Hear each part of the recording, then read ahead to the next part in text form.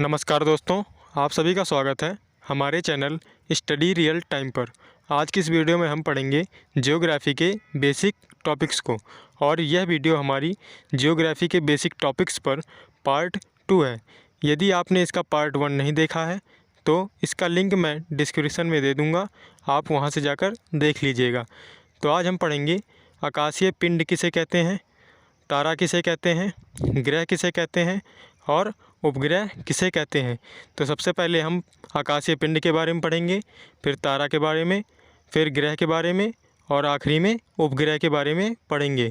और इस वीडियो में हम जितना भी पढ़ेंगे उसका रिवीजन भी करेंगे। तो आइए वीडियो शुरू करते हैं। तो हमारा पहला टॉपिक है आकाशीय पिंड।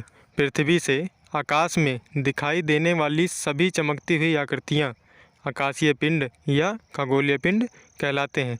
मतलब कि जो हमारी पृथ्वी है, इस पृथ्वी से जब हम आकाश में देखते हैं तब जितनी भी चमकती हुई आकृतियाँ हमें दिखाई देती हैं वही आकाशीय पिंड या उन्हीं को हम खगोलीय पिंड भी कहते हैं। इनमें सूर्य, चंद्रमा, तारे आदि शामिल हैं, क्योंकि जब हम पृथ्वी से आकाश में देखते हैं तब हमें कौन सी आकृतियाँ चमकती हुई दिखाई देती हैं।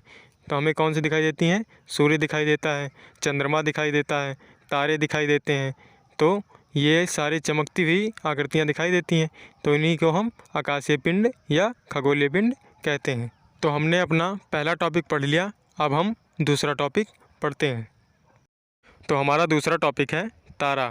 तारे ऐसे खगोलीय पिंड हैं जिसमें स्वयं का प्रकाश एवं ऊष्मा उत्सर्जित होता है। मतलब कि ये जो तारे होते हैं ये ऐसे खगोलीय पिंड होते हैं जिसमें स्वयं का यानी कि खुद का प्रकाश एवं ऊष्मा उत्सर्जित होता रहता है। आगे पढ़ते हैं। पृथ्वी से आकाश में देखने पर जो छोटी छोटी चमकती हुई आकृतियाँ दिखाई देती हैं उन्हीं को हम तारा कहते हैं। मतलब कि जब हम पृथ्वी से आकाश में देखते हैं तो हमें जो चमकती हुई छोटी छोटी आकृतियाँ दिखाई देती हैं उन्हीं को हम तारा कहते हैं। तो हमने अपना दूसरा टॉपिक पढ़ लिया, अब हम अपना तीसरा टॉपिक पढ़ते हैं। तो हमारा तीसरा टॉपिक है ग्रह। सूर्य या किसी अन्य तारे के चारों ओर परिक्रमा करने वाले खगोल पिंडों को ग्रह कहते हैं। मतलब सूर्य हो या कोई अन्य तारा हो, उसके चारों तरफ कोई पिंड उसका परिक्रमा लगाए यानी कि उसके चारों ओर घूमे तो हम उसी पिंड को हम ग्रह कहते हैं। जैसे सूर्य का चक्कर पृथ्वी व अन्य ग्रह लगाते हैं। जो सूर्य है उसका चक्कर कौन लगाता है? पृथ्वी लगाती है, और अन्य ग्रह भी लगाते हैं। तो हमने तीसरा टॉपिक पढ़ लिया, आइए अब हम चौथा टॉपिक पढ़ते हैं। तो हमारा चौथा टॉपिक है उपग्रह। ग्रह के चारों ओर घूमने वाले आकाशीय पिंडों को उपग्रह कहते हैं। मतलब कि कोई एक ग्रह हो, उसके चारों ओर एक आकाशीय पिंड घूमे तो उस ग्रह के चारों ओर घूमने वाला जो आकाशीय पिंड है उसी को हम उपग्रह कहते हैं। जैसे चंद्रमा पृथ्वी का एक प्राकृतिक उपग्रह है, क्योंकि यह पृथ्वी के चारों ओर घूमता है। तो हमने अपने चारों टॉपिक पढ़ लिए, आइए अब हम रिवीजन करते हैं।